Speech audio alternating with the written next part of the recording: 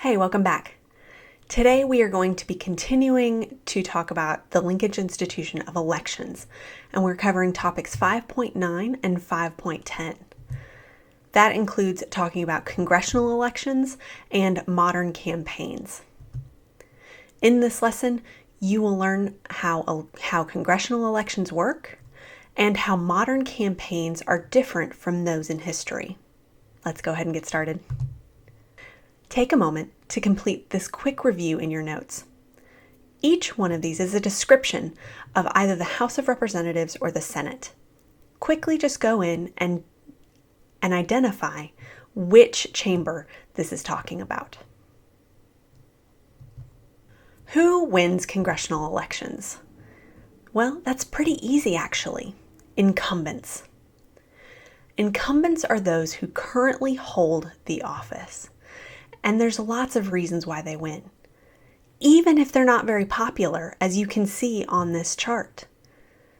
While congressional approval may be around 50% or even lower, as was the case in 2014, their re-election rate typically tends to be around 90%. So why do they win? Well, first, they have what's called franking privilege. Franking privilege is the privilege of sending mail without paying for postage. While this might seem like a really small thing, when you're talking about paying for postage for an entire congressional district or even an entire state for senators, that adds up a lot. And when their opponents do not have that same advantage, it can make a huge difference. They also have access to media. They're able to get on camera at any point as long as they're doing something important in Congress. They already have name recognition, which is a huge factor for a lot of people in why they choose the people they do. You'd be surprised at how many people walk up to the polling booth on election day and just say, I recognize that name. Check. Because of that name recognition, they're able to fundraise more readily, and they're also able to already help their constituents out. They already have some access to make change. They can look at their constituents and say, hey, remember that road that you wanted to get fixed down there? I helped provide some funding for that. They also have experience in being successful as candidates, which can, again, make a huge difference. Remember, the Constitution allocates members in the House of Representatives by population. Every 10 years, the House has to be reapportioned or given seat or providing seats to states based on their population. This is based on the census that is taken every 10 years. Reapportionment is different from redistricting. Reapportionment is controlled by Congress. Redistricting, however, is controlled by state legislatures. State legislatures decide where the congressional lines in their state are going to be. So every 10 years, when the seats in the House of Representatives have been allocated to all of the different states, the state legislatures then have to go in and determine where their population centers are, and they have to redraw their congressional districts. There are some rules about drawing their congressional districts. Their districts have to maintain population equity. Each of their districts has to be approximately the same size population-wise. They also are not allowed to draw their districts based on race. And we talked about the court cases that created those rules in Unit 2. However, states are allowed to gerrymander, and we talked a little bit about this in Unit 2. Gerrymandering is the drawing of legislative district boundaries to benefit a party, group, or sometimes even just an incumbent. It was originally created by Elbridge Gerry, and yes, it's Gary, not Jerry, who was trying to increase the number of seats for his Democratic Republican Party in Massachusetts. The newspapers of his day said his districts looked so strange that they looked like salamanders, and they called them gerrymandered. Every state legislature since has used this strategy to favor the party that holds the majority in that state. It doesn't matter if it's Republicans or Democrats, they both gerrymander in their states. There are two main ways to gerrymander. The first is packing, and the second is cracking.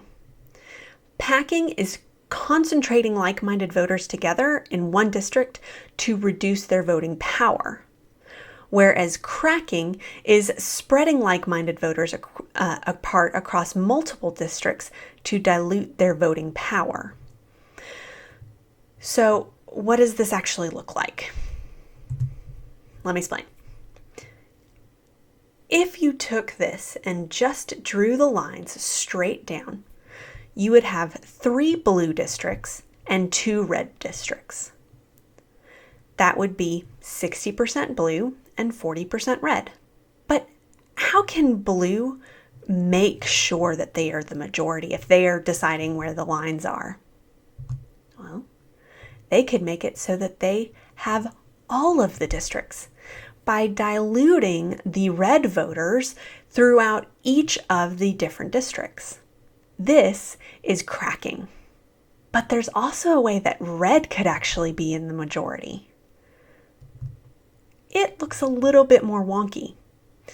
What they had to do is they had to pack as many blue voters as they possibly could into as few districts as possible, and then dilute or crack the rest of those blue voters among the red districts. Again, this is done all the time across both parties, and we will talk more about gerrymandering in class.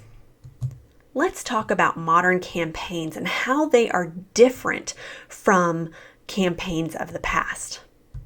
We talked in our last lesson about how campaigns are really long and that the United States has some of the longest campaigns in the world. It wasn't always like that. Some campaigns, while we said start the year before, some campaigns can start up to 3 years before an election. Since campaigns are lasting longer and need more help to run, candidates hire professional consultants.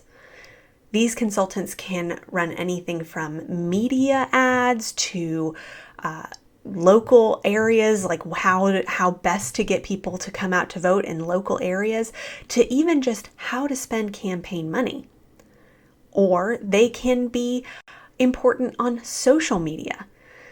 People are spending more and more time online, and so social media puts politicians right in front of the individual voters. If you aren't sure that social media is a really important part, I encourage you to go look at how much time you have spent on your favorite social media site. If you have an iPhone, you can look at how much time you spend on each app in your settings. Or if you've got another type of phone, Android or what have you, you can look at each of those individual apps and they will show you how much time you spent on them. The final reason that campaigns are different now than they've ever been before is because of the increased cost. In 2016, each of the candidates spent around $1 billion. Billion with a B. That is a lot of money. But in 2020, campaign spending totaled almost $11 billion. And where does that money go? Well, it goes to campaign ads, and it goes to social media ads, and it goes to get the vote out campaigns, and to holding rallies and all kinds of things like that. The money goes fast. In this lesson, you should have learned how congressional elections work and how modern campaigns are different from those in history. If there's anything you missed, go back now and rewatch that part of the video. Then, make sure to answer the summarizing question in your notes so that you can get a stamp the next time we're in class. All right, guys, we'll see you later. Bye.